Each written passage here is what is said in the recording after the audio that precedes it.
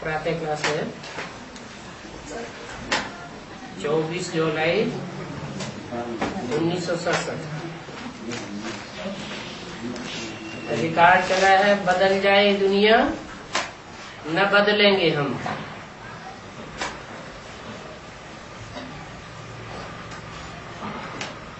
किसने किसके सामने प्रतिज्ञा की?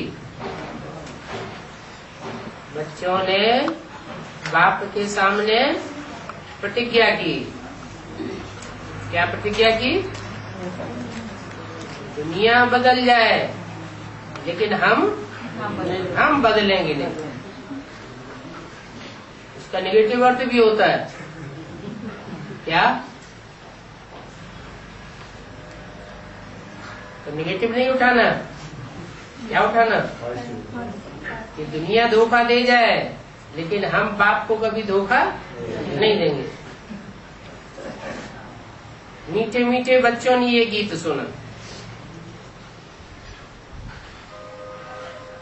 आत्मा ने शरीर के कानों द्वारा सुना। बच्चों को ये भी मालूम पड़ा आत्मा कितनी छोटी है।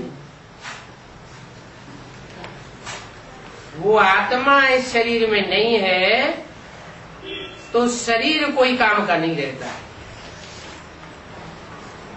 शरीर काम का कब तक रहता है? जब तक इसमें आत्मा है। कितनी छोटी आत्मा के आधार पर इतना बड़ा शरीर चलता है।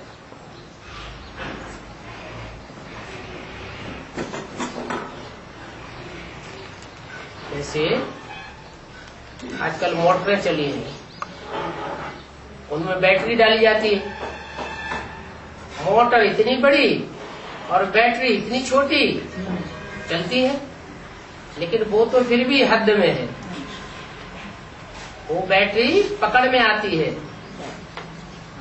स्थूल है, और ये आत्मा रूपी बैटरी इतनी सूक्ष्म है कि पकड़ में भी नहीं आती है। फिर भी इतनी छोटी आत्मा से इतना बड़ा शरीर काम करता है। दुनिया में किसको भी पता नहीं है कि आत्मा क्या चीज है, और वो आत्मा इस शरीर में विराजमान है। अकाल मूर्त आत्मा का ये तत्व है। कौन सा? प्रकृति। इस शरीर में अकाल मूर्त आत्मा का ये तत्व है। बच्चों को ये ज्ञान मिलता है, और कितना रमणीक रहस्य युक्त ज्ञान है कि आत्मा इतनी सूक्ष्म है और प्रकृति के मध्य में निवास करती है। कोई ऐसी रहस्युक्त बातें सुनी जाती हैं तो उन पर चिंतन चलता है ना। तुम बच्चों को भी यही चिंतन चलना है। इतनी छोटी सी आत्मा है इतने बड़े शरीर में। आत्मा में 84 जन्मों का पाठ लुधा हुआ है। एक जन्म की बात नहीं है, एक चोले की बात नहीं है। 84 जन्मों में 84 चोले धारण करती है और 84 चोलों के द्वारा पाठ बजाती है। शरीर तो विनाश होते जाते हैं और आत्मा अविनाशी रहती है। ये बड़ी विचार की बातें हैं। सवेरे उठ करके ये ख्याल करना चाहिए। अभी बच्चों को स्मृति आई है आत्मा कितनी छोटी है, और उन छोटी सी आत्मा को अविनाशी पार्ट मिला हुआ है।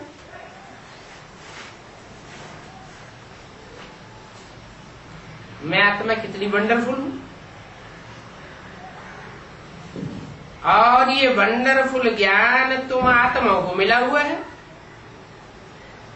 जो और किसी को पता नहीं है। बाप ही बतलाते हैं। जो सुमिरन करना होता है। हम छोटी सी आत्मा है, कैसे पाठ बजाती हैं।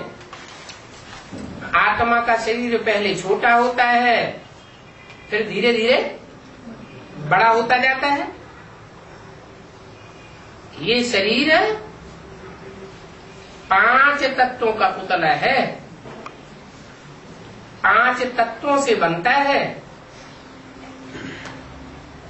बाबा को थोड़ी मालूम पड़ता है। इस 5 तत्वों के चोले में शिव की आत्मा कैसे आती है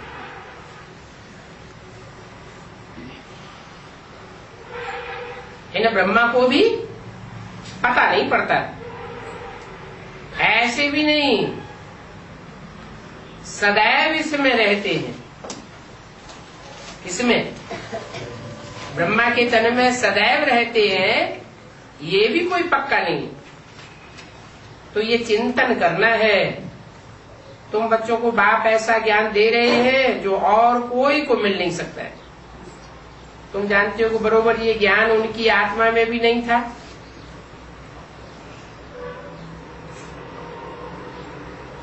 और सत्संगों में ऐसी ऐसी बातों पर कोई ख्याल नहीं रहता है। आत्मा और परमात्मा का ज्ञान रिंचक भी नहीं रहता। कोई साधु सन्यासी आदि ये थोड़ी समझते हैं कि हम आत्मा शरीर द्वारा उनको मंत्र देते हैं। आत्मा शरीर द्वारा शास्त्र पढ़ती है। तो देखो, एक भी मनुष्य मात्र दुनिया में आत्मा अभिमानी नहीं है। आत्मा का ये ज्ञान कोई को है ही नहीं। जब आत्मा का ही ज्ञान नहीं है तो परमात्मा का ज्ञान कैसे होगा? तुम बच्चे जानते हो, हम आत्माओं का बाप कहते हैं मीठी मीठी बच्चे। अभी तुम कितने समझदार बन गए। ऐसा कोई मनुष्य नहीं जो समझे इस शरीर में जो आत्मा है, उस आत्मा को परमपिता परमात्मा बैठ पढ़ाते हैं।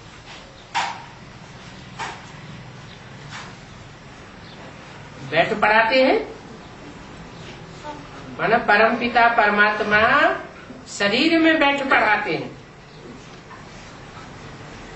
पढ़ाने वाली आत्मा अलग और शरीरधारी की आत्मा अलग। कितनी समझ की नई बात है। परंतु फिर धंधे आदि में जाने से भूल जाते हैं।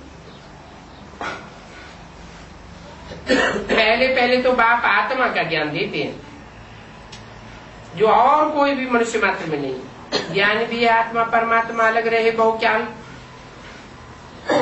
ये ज्ञान है ना, हिसाब है। तुम जानते हो कि आत्मा ही बोलती है शरीर द्वारा, आत्मा ही सब कुछ करती है, आत्मा ही शरीर द्वारा अच्छे बुरे काम करती है। बाप आए आत्माओं को कितना गुणगुण बनाते हैं।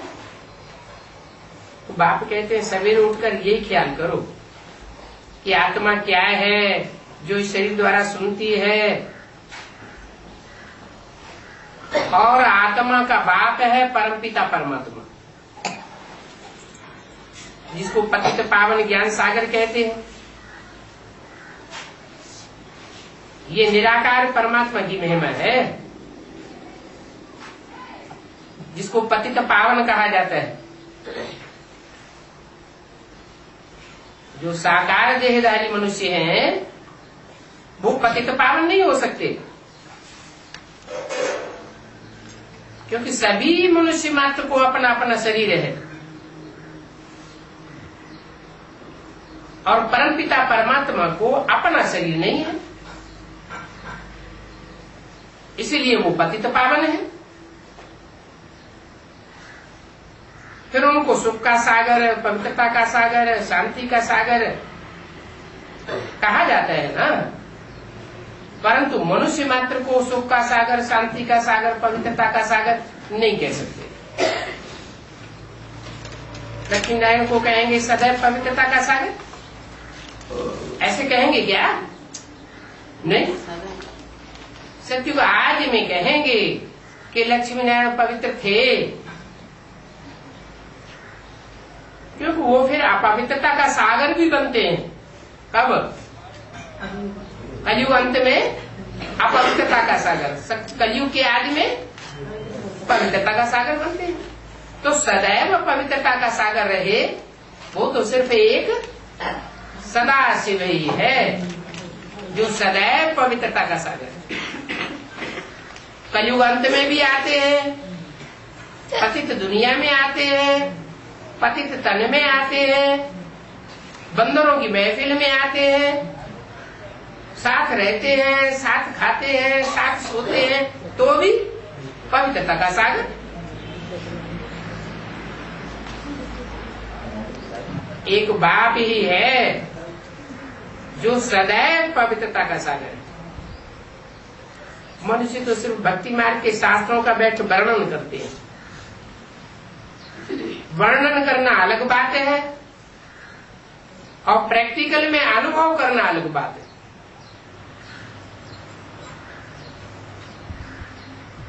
कैसे? क्या अंतर है? भक्ति मार्ग में वो वर्णन करते हैं, भगवान पवित्रता का सागर है, फिर अनुभव करते हैं। क्यों नहीं अनुभव करते? साकार में नहीं है? भगवान साकार में नहीं, क्योंकि प्रैक्टिकल में उनके सामने वो बात आती नहीं कि भगवान कैसे पतित मनुष्यों के बीच में, पतित परिवारों के बीच में रहते हुए भी पावन बन करके रहता है। पतित बनता ही नहीं। तुम्हें तो प्रैक्टिकल अनुभव है। ऐसे नहीं समझेंगे हम आत्मा इस शरीर से बाप की महिमा करते हैं। उनकी बुद्धि में ये नहीं आएगा कि महिमा करने वाली आत्मा है, शरीर के द्वारा मुख द्वारा महिमा करते हैं। तुम समझते हो हमारा बाबा बहुत मीठा है, वो मीठा बाबा हमको सुख देने वाला है। बाप कहते हैं आत्माएं अभी तुम जन्म जन्मांतर का सुख लेना चाहती हो तो तुम मेरी मत पर चलो। सुख का सागर बाप है, उस बाप की मत पर चलेंगे तो तुम जन्म जन्मांतर सुखी होकर के रहेंगे। ये अविनाशी आत्मा को अविनाशी बाप द्वारा अविनाशी मत मिलती है। आत्मा भी अविनाशी, मत देने वाला परमपिता परमात्मा भी अविनाशी, और जो मत देते हैं वो भी अविनाशी। अभी संगम युग में एक बार धारण करेंगे तो 84 जन्म तक वो अविनाशी मत काम करती रहेगी। वो विनाशी शरीर युग को विनाशी शरीरों की मत मिलती है, देहधारी गुरुओं की मत मिलती है ना। वो गुरु लोग भी विनाशी, उनकी मत भी विनाशी। सत्युग में तुम यहाँ के प्रारब्ध पाते हो, यहाँ की मैंने कहा कि संगम युग की प्रारब्ध है, तुम सत्युग में प्राप्त पाते हो। वहां कब उल्टी मत नहीं मिलती है?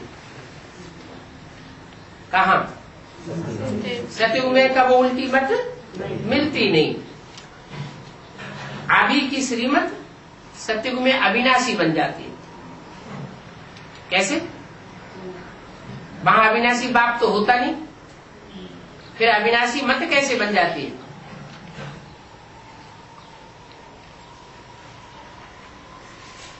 क्योंकि अविनाशी बाप जो है वो यहाँ आकर के हमारी अवस्था अविनाशी बना देते हैं। हमारे अंदर से देहवान खलास हो जाता है। देह विनाशी तो देह का भान भी खलास हो जाता है, और आत्मा अविनाशी बन जाती है तो उसके मत अविनाशी ठहर जाती है। कितने टाइम तक अविनाशी मत ठहरती है? नहीं, 21 जन्मों तक अविनाशी मत ठहरती। फिर जब देहधारी धर्म गुरु आते हैं तो मत मिक्स करते रहते। यहाँ जो जितनी मत मिक्स करते हैं बाप से मिलने के बाद, तो वहां भी उनकी मत में मत मिक्स होती रहती है। और यहाँ एक बाप से बैठ सुनते हैं तो वहां भी वो दूसरे की मत को मिक्स करते नहीं, अविनाशी मत बनी रहती है। तो ये देखो ज्ञान नया है। अभी की श्रीमत पक्की धारण की तो अविनाशी बन जाएगी, और ये अविनाशी मत आधा कल्प तो पक्का चलती है, इसमें कच्चेपन का कोई सवाल पैदा नहीं होता। ये नया ज्ञान है। कितनी बुद्धि चाहिए इसको हजम करने की, और फिर इस ज्ञान को एक्ट में भी लाना है। ऐसे नहीं सिर्फ सुनने सुनाने बोलने वो समझाने का ज्ञान है। ये समझना चाहिए अगर हमारी बुद्धि में ठीक रीति धारण नहीं होता है, ये ज्ञान अगर हमारी बुद्धि में ठीक रीति धारण नहीं होता है तो इससे क्या साबित होता है कि हमने शुरू में भक्ति नहीं की है, और अगर भक्ति की है तो विविचारी भक्ति की है। इसलिए दूसरों की बातें जल्दी समझ में आ जाती है और बाप की बात जल्दी समझ में नहीं आती। जिन्होंने अभिविचारी भक्ति की होगी उनकी बुद्धि में अभिविचारी ज्ञान बैठेगा, जिन्होंने आदि में भक्ति की होगी उनकी बुद्धि में सुनाते ही आदि में ही बैठ जाएगा। अभी अभी सुना और अभी जब ही झट बुद्धि स्वीकार कर लेगी। आदि की जिन्होंने भक्ति नहीं की होगी सतो प्रधान, उनकी बुद्धि में तुरंत ये ज्ञान बैठेगा नहीं। सतो प्रधान भक्ति की है तो सतो प्रधान ज्ञान उठावेंगे, तमो प्रधान भक्ति की है तो तमो प्रधान ज्ञान उठावेंगे, बहुत भक्ति की है तो बहुत ज्ञान उठावेंगे, थोड़ी भक्ति की है तो ज्ञान बहुत थोड़ा उठावेंगे। 24-7-67 की वाणी का दूसरा पेज। बाप कहते रहते हैं अगर कुछ भी नहीं समझते हो, कोई बात समझ में नहीं आती है तो बाप से पूछो। क्यों? आपस में एक दूसरे से पूछ ले तो क्या नुकसान हो जाएगा? है? आपस में एक दूसरे से पूछेंगे तो वो अपनी मत के अनुसार बतावेगा, अपनी मत कुछ न कुछ मिक्स करेगा। इसलिए अगर कुछ भी समझ में नहीं आता है तो डायरेक्ट बाप से पूछो,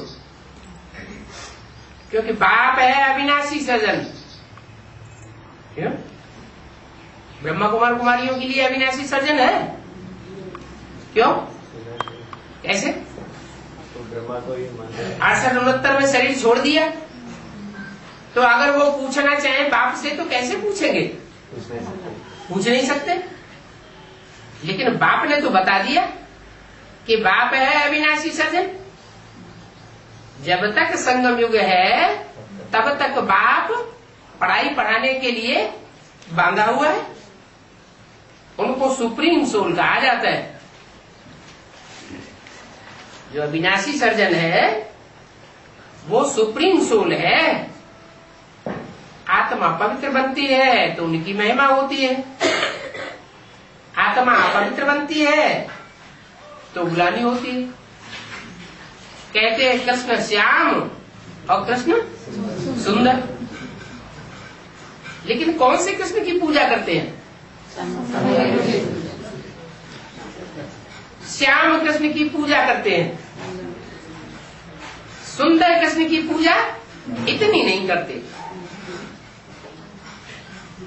सुंदर कृष्ण जब सुंदर बन जाता है तो नारायण कहा जाता है। नारायण कौन से युग में होगा? है संगम युग में भी तामसी टाइम में होगा या सात्विक टाइम में होगा? स्वर्णिम युग में होगा, तामसी युग में नहीं होगा। तो देखो पवित्रता की महिमा कितनी होती है। एक लक्ष्मी नारायण ही है जिनकी शास्त्रों में कोई ग्लानि नहीं है और सब देवताओं की ग्लानि है। क्यों? सब देवताओं की ग्लानि क्यों है, लक्ष्मी नारायण की ग्लानि क्यों नहीं?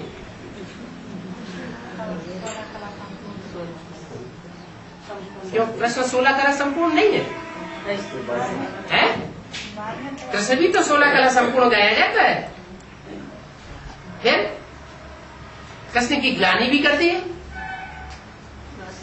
राम की ग्लानि कर दी, कृष्ण की ग्लानि कर दी, शंकर की ग्लानि कर दी। सब देवताओं की ग्लानि है, लक्ष्मी नारायण की कोई ग्लानि नहीं है। क्यों नहीं है? हाँ, क्योंकि उनका संपन्न रूप जो है, जिससे और ऊंचा कोई रूप होता ही नहीं। शरीर सतो प्रधान बन जाता है, 5 तत्वों का चोला भी सात्विक बन जाता है, इसलिए उनकी कोई ग्लानि नहीं। जिसे कृष्ण के लिए कहते हैं श्याम, माने ग्लानि कर दी कृष्ण काला मुंह, काला मुंह वाला, कृष्ण गोरा सुंदर। तो जरूर है कृष्ण की आत्मा अप एंड डाउन का झूला झूलती होगी। झूला झूलती है ना, तो कभी ऊपर जाते हैं और कभी नीचे आते हैं। हम बच्चे भी तो झूला झूलते हैं ना, कभी ऊंची स्टेज और कभी नीची स्टेज। तो देखो शरीर की भी महिमा हो जाती है। आत्मा सतो प्रधान बनती है तो शरीर की भी महिमा हो जाती है। आत्मा तमो प्रधान तो शरीर की भी महिमा नहीं। इस समय तुम बच्चों को बहुत बुरी बुद्धि मिलती है, आत्मा कोई बुद्धि मिलती है। तो आत्मा को कितना मीठा बनना चाहिए। मीठी आत्मा होगी तो कैसे पता चलेगा कि ये मीठी आत्मा है, ये कड़वी आत्मा है?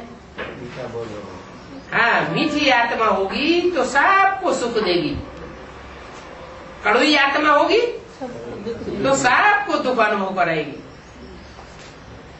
बाबा कितना मीठा है, आत्माओं को भी आकर बहुत मीठा बनाते हैं। आत्मा कोई भी अकर्तव्य न करे, ये प्रैक्टिस करनी है। मेरे से कोई भी अकर्तव्य कार्य तो नहीं होता है। अकर्तव्य मानो जो ना करने योग्य कार्य है, ऐसा कार्य तो नहीं होता है। शिव बाबा कब अकर्तव्य कार्य करेंगे? नहीं करेंगे। क्यों?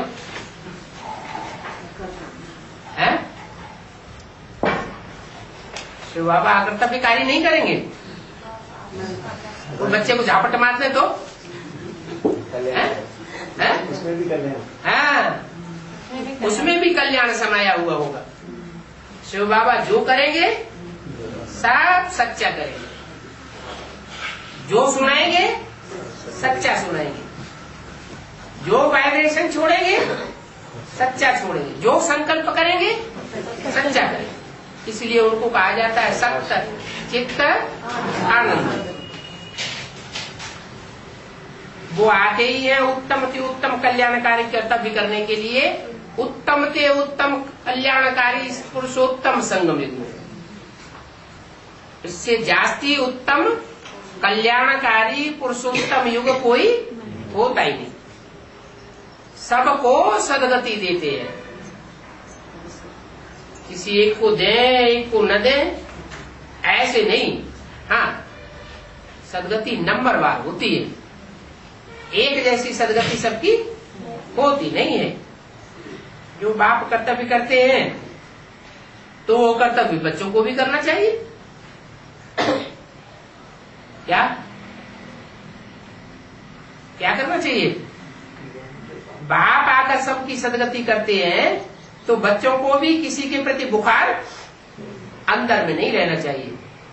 किसी के प्रति ईर्ष्या देश हो, किसी को ज्ञान सुनाना है, बहुत प्यार से सुनाना है, और किसी से लड़ाई लड़ने लग पड़ना है, ऐसे नहीं। सबको स्नेह से ज्ञान सुनाना है। बाप सबका सदगति दाता है ना, ये भी समझा है। जिसने शुरू से लेकर बहुत भक्ति की होगी, उनकी बुद्धि में ये ज्ञान जरूर ठहरेगा। और शुरू से लेकर जिन्होंने अंत तक पूरी भक्ति नहीं की होगी, उनकी बुद्धि में ये ज्ञान ठहरेगा। मान लो बीच के जन्म में दूसरे धर्म में कन्वर्ट हो गया, तो भक्ति तो नहीं की। कन्वर्ट हो गया तो उसने दूसरों की बातें सुनना शुरू कर दी, दूसरे धर्म पिताओं की। तो यहाँ भी जो शूटिंग की रील घूमेगी, उसमें वो देखने में आएगा। पहले बाप की बात बुद्धि में बैठेगी, और बाद में वो दूसरों की बातों में कन्वर्ट हो जाएगी। अभी भी देखो, भक्ति तो दुनिया में बहुत है। कितने ढेर के ढेर देवताओं की भक्ति करते रहते हैं। तो भक्ति कैसी हो गई? व्यभिचारी भक्ति हो गई। एक की भक्ति अब व्यभिचारी, और अनेकों की भक्ति व्यभिचारी। इतनी तो भक्ति करते हैं कि अपना सिर देने के लिए भी तैयार रहते हैं। रात दिन भक्ति में लगे रहते हैं। बहुत भक्ति करने वालों के पिछाड़ी जो कम भक्ति करने वाले हैं, वो लटकते रहते हैं। बहुत भक्ति करने वाले भक्तों की कम भक्ति करने वाले महिमा करते हैं। उनका तो सब स्थूल में देखने में आता है। यहाँ तो तुम्हारा सब गुप्त है, तुम्हारा ज्ञान गुप्त, तुम्हारा मान गुप्त, तुम्हारी याद भी गुप्त, और तुमको क्या प्राप्ति होने वाली है वो भी गुप्त।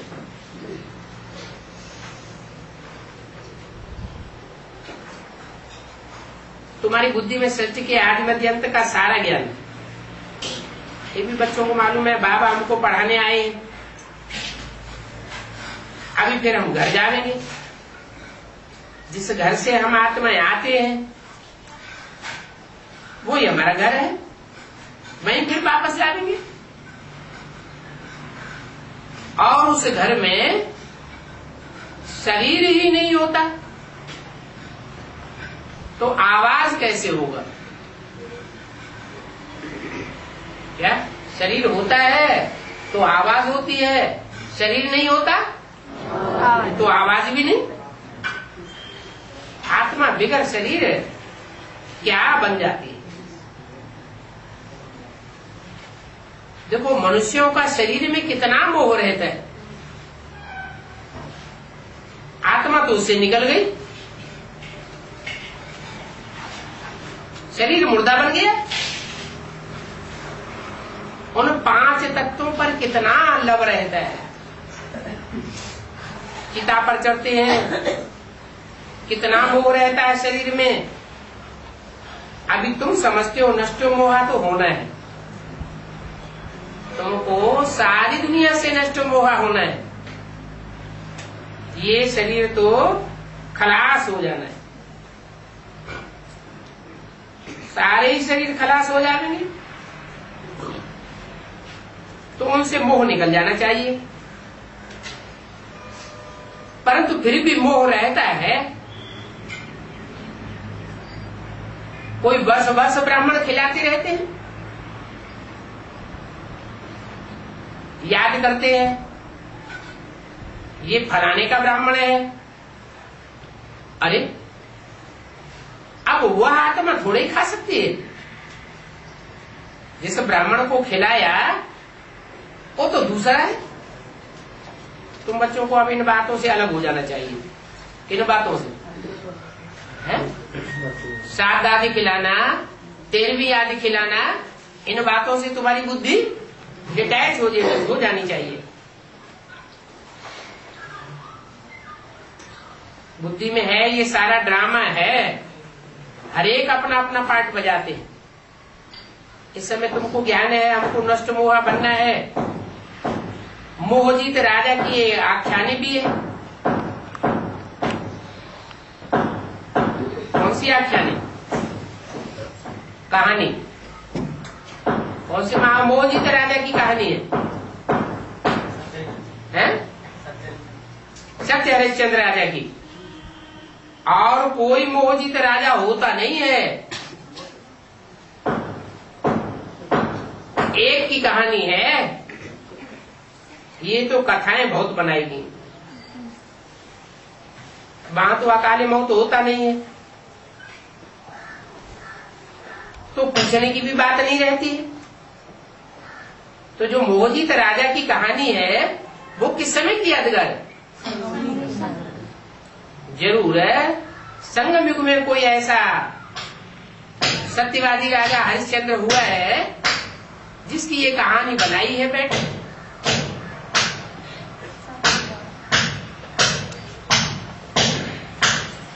दिखाते हैं कि बच्चे की मृत्यु हो गई, बच्चे को सर्प ने डसा, अकाले मृत्यु हो गई। अब ये सती की तो बातें नहीं, स्वर्ग में कोई को भी मोह नहीं रहता। वहां यथा राजा रानी तथा सा प्रजापति ऐसे होते हैं। है ही नष्टो मोहा की राजधानी।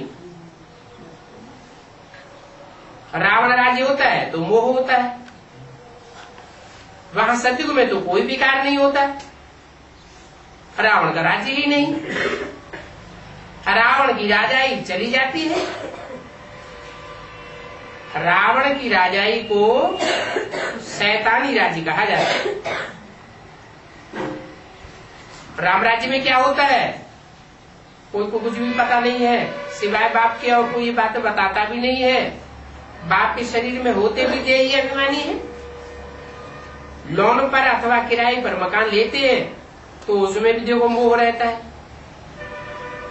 मकान को अच्छी रीति फर्निश कराते हैं। बाबा ने भी ये ब्रह्मा का तन लोन लिया है तो इसको फर्निश कराते हैं क्या? झाड़ पोछ कराते हैं क्या? नहीं कराते। कितनी खांसी आती थी, क्या रिपेयरिंग कराई क्या?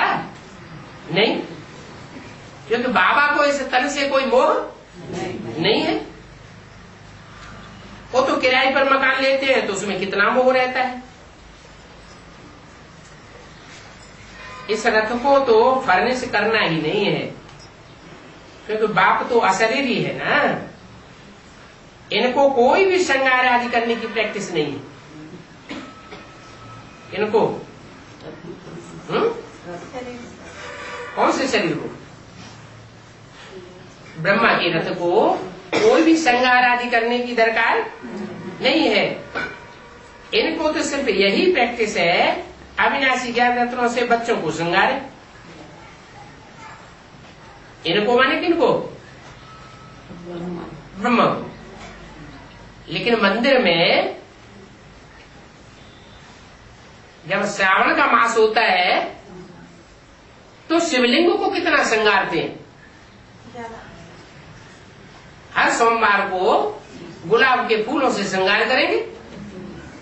ये किसकी यादगार है? ऐसे ब्रह्मा के रथ को तो श्रृंगारा नहीं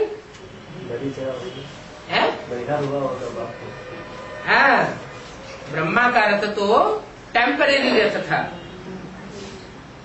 वो मुकर्रर रथ नहीं था। लेकिन जो मुकर्रर रथ होता है, जब श्रावण मास आता है, संसार में चारों तरफ ज्ञान ही ज्ञान बरसता है, तो उस समय उस रथ को क्या किया जाता है? श्रृंगार किया जाता है। इसलिए उसकी यादगार में जो लिंग है जिसमें बिंदु सुप्रीम सोल दिखाया जाता है, वो लिंग का श्रृंगार करते हैं। आध्यात्म का राज अभी तुम्हारी बुद्धि में है तो तुम समझाओ। अभी तो ये शरीर तो अपवित्र है, इनको जब दूसरा शरीर मिलेगा तो ये पवित्र नया होगा। किनको?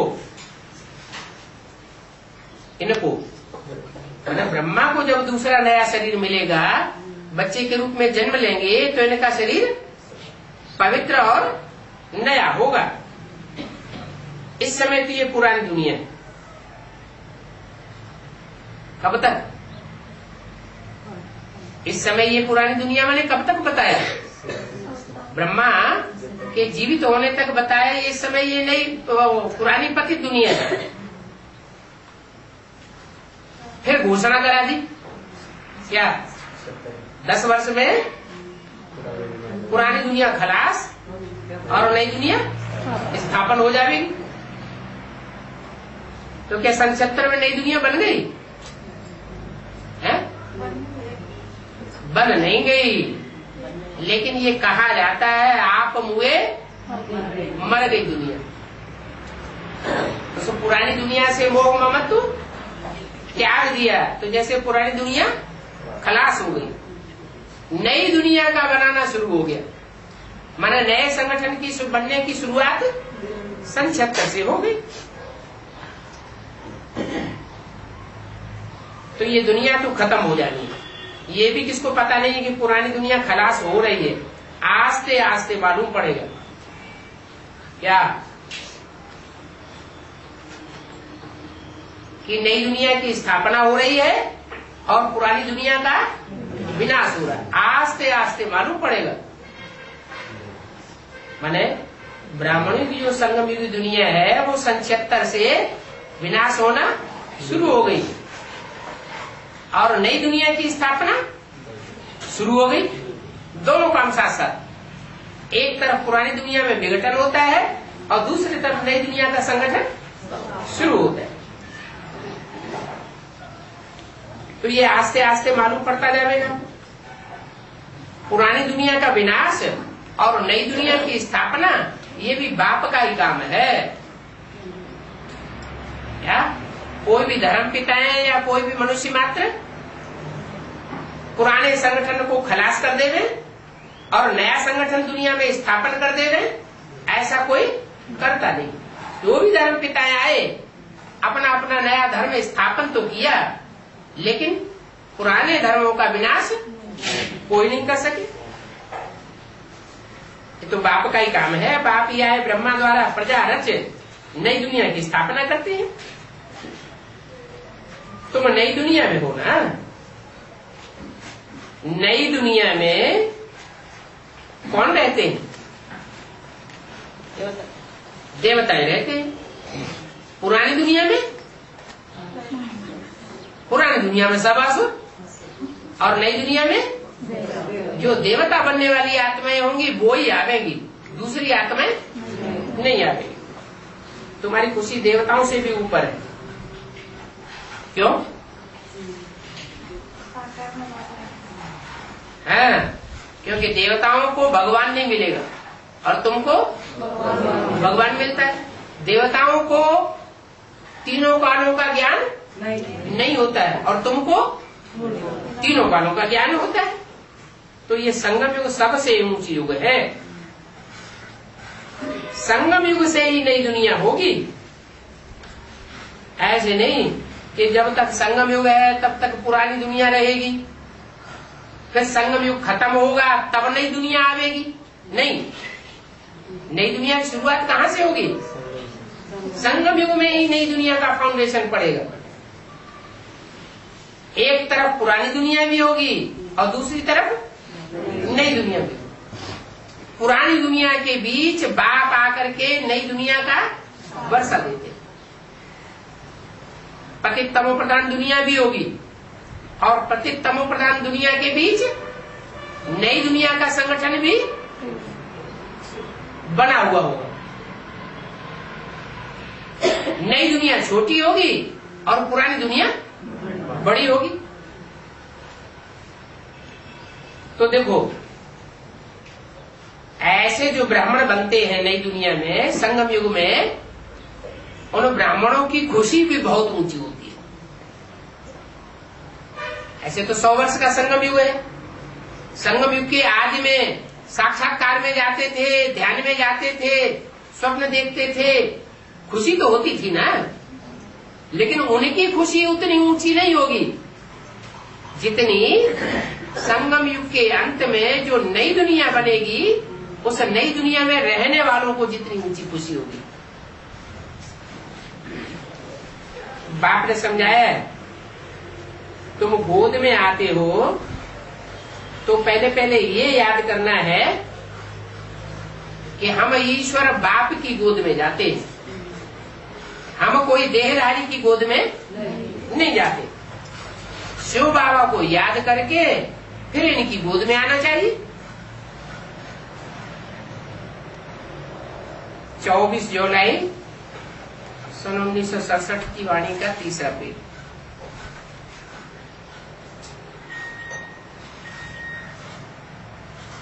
शिव बाबा की याद में रह करके गोद में जावेंगे तो तुमको खुशी बहुत बढ़ती जाएगी।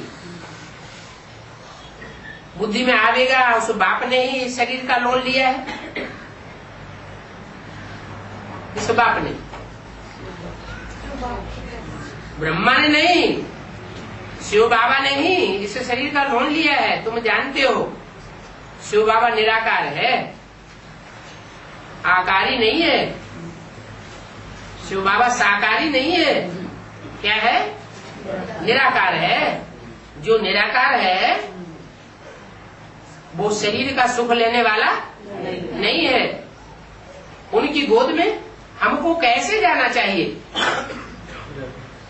शिव बाबा को याद करके जाना चाहिए। तो उस बाप को याद करके ही गोद में आना है। तुम जानते हो वो इसमें बैठा हुआ है, वह इसमें बैठा हुआ है। शरीर तो ये पतित है ना, इसमें बैठा है ज्ञान सुनाने के लिए, वो शरीर तो पतित है ना। जिनको ज्ञान सुनाता है वो भी पतित शरीर वाले हैं। आत्मा भी पतित है। आत्मा कहती है अब हम गोद में कैसे जावे? आत्मा को तो गोद नहीं दे सकती। क्यों है? अरे बुद्धि में बिंदी समझो और बिंदी को बिंदी की गोद में बैठा दो। आत्मा को तो गोद दे ही नहीं सकते। शरीर से ही सब काम होता है, शरीर से ही सब काम होता है। सुख देने का भी काम होता है और दुख देने का भी काम होता है। अभी भी तुम बच्चे शरीर द्वारा ही मिलते हो क्या? आत्मा परमात्मा बाप से कैसे मिलती है? शरीर के द्वारा मिलती है। इनकी गोद में आते हो तो ये कह देते हैं कि शिव बाबा को याद करो। हम शिव बाबा की गोद में जाएंगे, फिर तुम्हारा कोई पाप नहीं बनेगा। उनकी याद में न रह करके कोई काम करेंगे तो तुमको पाप लग जाएगा। किनकी याद में? शिव बाबा की याद में रह करके कोई काम नहीं करेंगे तो पाप लगेगा। हम शिव बाबा की गोद में जाते हैं, फिर दूसरे जन्म में दूसरी गोद होगी, वहां तो देवताओं की गोद होगी।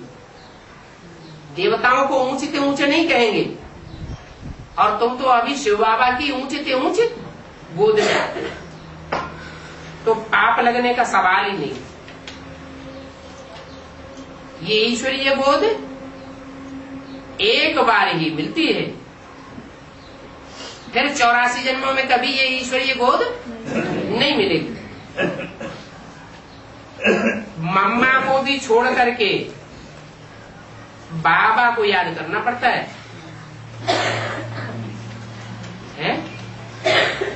अभी काम मुरली में मम्मा को याद करना है, मम्मा की याद नहीं करना है। क्या करना है? बाबा को याद करना है। मम्मा की महिमा कर सकते हैं लेकिन याद बाबा को करना है। हम शिव बाबा की गोद में आए हैं, कोई मम्मा की गोद में नहीं आए हैं।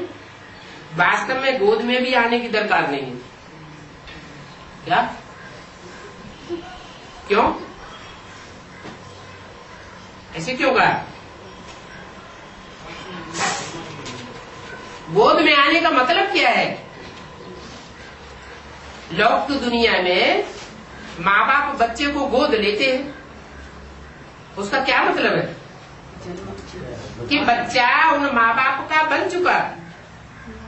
गोद में लेना माना जो बच्चा है वो उनके अधीन हो गया, उनका बन चुका। तो गोद में लेने आने का मतलब है हम बाप के बन चुके। गोद में आना माना बाप के बन गए, और देहधारी के नहीं बन गए, रामकृष्ण के नहीं बन गए। किसके बन गए? शिव बाबा के बन गए।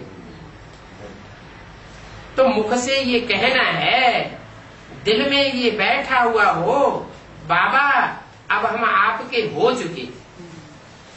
ये है वास्तव में गोद में आना। आप जैसे चलाएंगे वैसे हम चलेंगे। बहुत है, बाबा को कब देखा भी नहीं है, बांधेलियां हैं, बाहर में रहती हैं, लिखती हैं शिव बाबा हम आपकी गोद के बच्चे बन चुके। बुद्धि में ज्ञान तो है ना। आत्मा कहती है हम शिव बाबा की बन चुकी। इनके पहले हम पतित की गोद में थे और अब हम ऊंच से ऊंच पतित पावन बाप की गोद में आए हैं। भविष्य में फिर पवित्र देवताओं की गोद में जाएंगे। तो यह तुम्हारा जन्म दुर्लभ है। हीरे जैसा जन्म सिर्फ इस संगम युग में बनता है। सतयुग में हीरे जैसा जन्म नहीं होगा। कैसा होगा? सोने जैसा जन्म होगा, चांदी जैसा जन्म होगा, लेकिन हीरे जैसा जन्म सिर्फ संगम में बनता है। क्यों? क्योंकि बाप है चमकता हुआ हीरा, हीरो पाटधारी। हीरो पाटधारी की कितनी महिमा होती है। तो हम बच्चे भी उस हीरो पाटधारी के संग के रंग में आने से हीरे की तरह ज्ञान की चमक मारने वाले बन जाते हैं। इनको संगम युग कहा जाता है। संगम कोई उस पानी के सागर का और नदियों का नहीं होता है। वो तो स्थूल नदियां हैं, स्थूल सागर है, और यहाँ कोई पानी का सागर नहीं है, पानी की नदियां नहीं है। नदियां भी चैतन्य हैं और सागर भी चैतन्य है। तो देखो रात दिन का फर्क हो जाता है। वहां गंगा सागर का मेला होता है, नदी और सागर का मेला होता है, तो वहां ज्ञान की कोई बात ही नहीं। और यहाँ तो ज्ञान की ही बातें हैं। तो संगम कोई पानी की सागर को नहीं कहा जाता। ब्रह्मपुत्रा बड़ी से बड़ी नदी है। क्यों? गंगा बड़ी नदी नहीं है, है? ज्यादा गायन किसका है? गंगा का ज्यादा गायन है या ब्रह्मपुत्रा का ज्यादा गायन है? गंगा का ज्यादा गायन है। लेकिन बड़ी नदी कौन सी है? ब्रह्मपुत्रा ज्यादा बड़ी नदी है। ऐसे क्यों कहा? ब्रह्मपुत्रा है, गंगा पवित्र है और ब्रह्मपुत्रा अपवित्र है, जो पहाड़ों पे बहती है। पहाड़ों पे बहती है तो उसमें कचरा कम पड़ता होगा, और गंगा तो पहले पहाड़ों में बहती है, फिर मैदान में आती है, तो उसमें कचरा भी गिरता है मनुष्यों का। तो ज्यादा पवित्र नदी कौन सी हुई? ब्रह्मपुत्र ज्यादा पवित्र हुई। लेकिन गायन किसका है? गंगा का गायन है। लेकिन बड़ी नदी नहीं है गंगा, बड़ी नदी ब्रह्मपुत्र है। इसलिए जो छोटी नदी गंगा है वो बहते बहते जाकर के बड़ी नदी में मिलती है। कौन सी बड़ी नदी? ब्रह्मपुत्र बड़ी नदी में जाकर मिलती है। फिर भी ब्रह्मपुत्र सागर का मेला नहीं कहा जाता। क्या कहते हैं?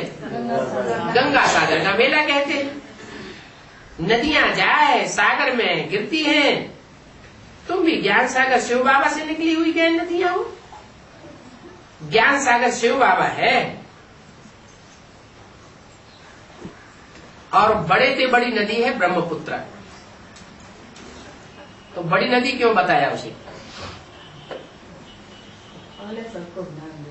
हाँ, पहले नहीं, ये भी बात ठीक है। भले गंगा पहले ज्ञान लेती है, लेकिन ज्ञान देती नहीं है पहले पहले। ज्ञान गंगाएं निकलती हैं अंत में, फिर ज्ञान देने की निमित्त बनती है। और ब्रह्मपुत्र बड़ी नदी है। बड़ी नदी जो ब्रह्मपुत्र है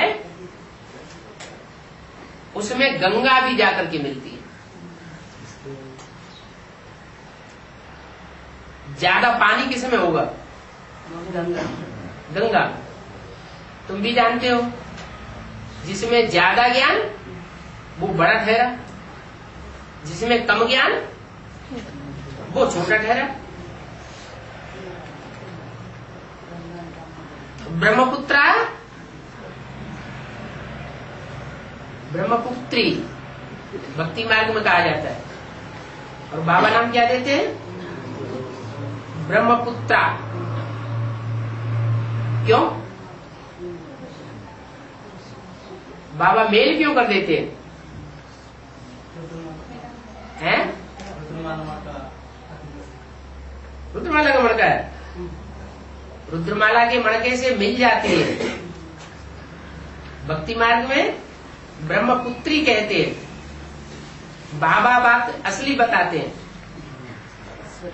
ज्ञान सागर शिव बाबा है, बड़ी से बड़ी नदी ब्रह्मपुत्र है। इनका नाम भी ब्रह्मा है ना। इनका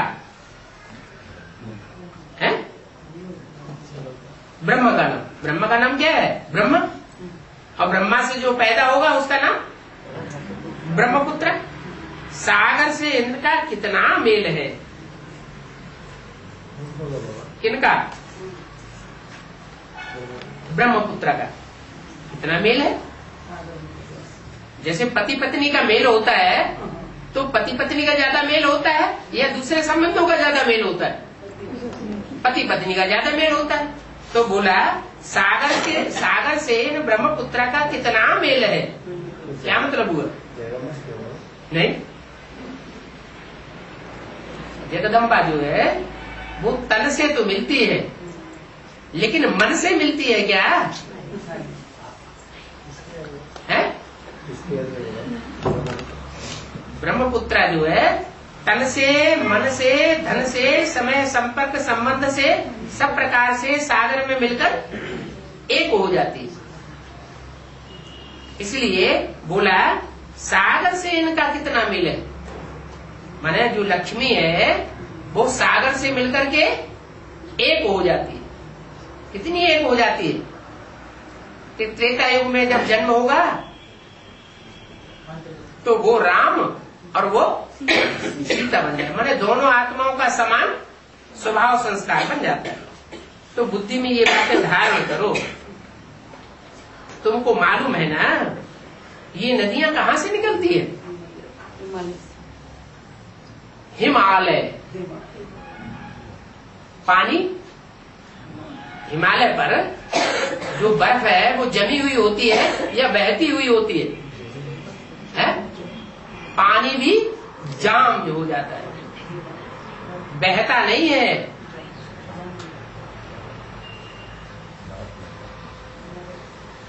तो ब्रह्मा हुआ हिमालय,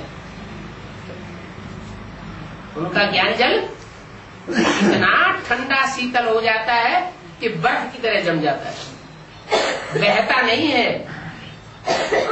क्या वो हिमालय पहाड़ की तरह, इसलिए पार्वती को किसकी पुत्री कहा जाता है?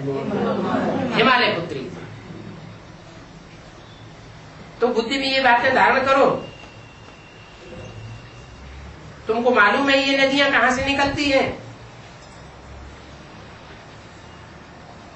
सागर से ही निकलती है। सागर से निकलती है कि पहाड़ से निकलती है? सागर से पानी, हाँ, सागर से पानी भाप बनकर ऊपर जाता है और फिर वो हिमालय पहाड़ पर जम जाता है।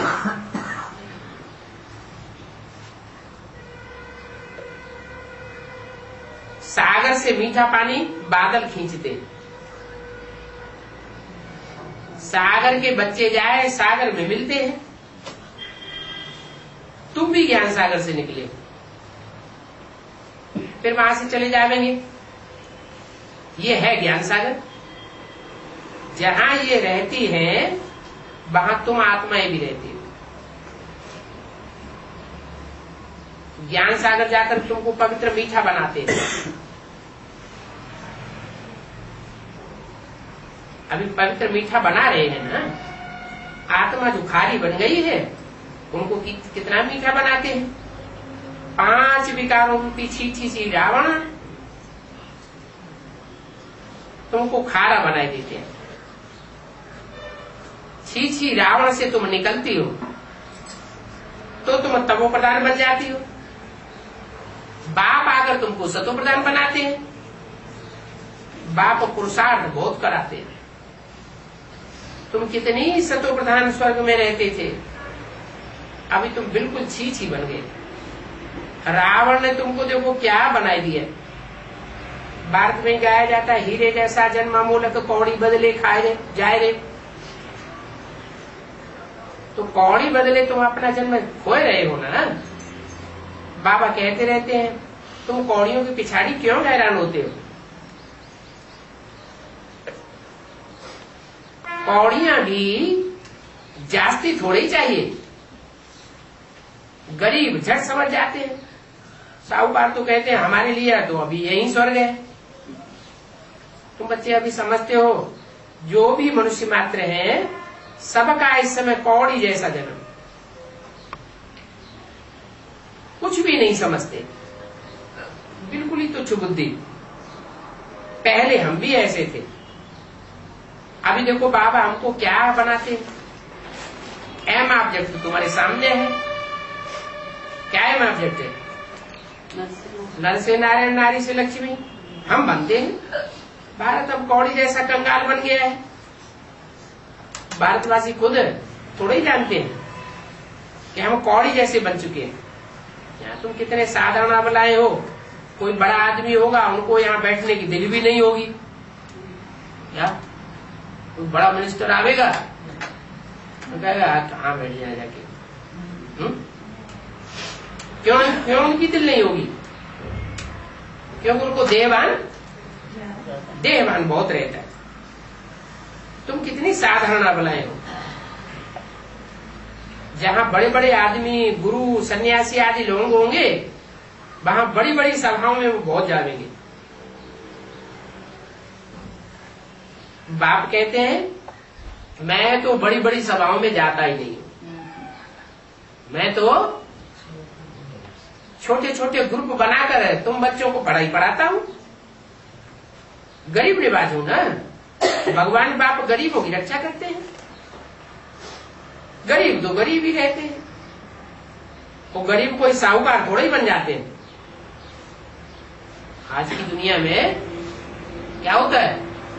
गरीब गरीब बनते जाते हैं और साहूकार साहूकार बनते जाते हैं।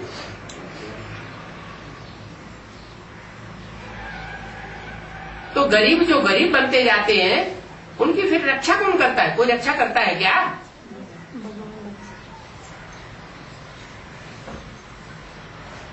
अभी तुम जानते हो तुम सतयुग में कितने साहूकार थे, अभी फिर तुम साहूकार बनते हो। बाबा लिखते भी हैं तुम पद्मा पद्मपति हो, वहां पैसे पर मारामारी नहीं होती है। कहा? सतयुग में पैसे पर जमीन जायदाद पर मारामारी नहीं होती है। यहाँ तो देखो पैसे पर मारामारी कितनी होती है। सब इस दुनिया में डाकू बन गए, सब डाकू बन गए माना है। यथा राजा तथा प्रजा। रिश्वत कितनी मिलती है? रिश्वत लेने वाले भी क्या है? वो भी एक तरह से डाकू है। बड़े आदमी बनते हैं तो उनको बहुत कुछ मिल सकता है। रिश्वतखोरी को कितना बंद करते हैं, जितना बंद करते हैं उतना ही और जास्ती बढ़ती जाती है। पैसे तो उनको चाहिए ना। तुम जानते हो हमारा बाबा खजाना भरपूर कर देते हैं, जितना चाहिए उतना धन लो, परंतु इसके लिए पुरुषार्थ पूरा करो। ये तुम्हारे ज्ञान रतन ही तुम्हारे स्थूल रतन बन जाएंगे। क्या जन्म जन्मांतर तो बनेंगे ही, लेकिन इस जन्म में भी तुम्हारे ज्ञान रतन तुम्हारे लिए स्थूल धन बन जाएंगे। गफलत मत करो। कहा जाता है फॉलो फादर, फादर को फॉलो करो तो तुम भी फादर जैसे बन जाएंगे। ओम शांति।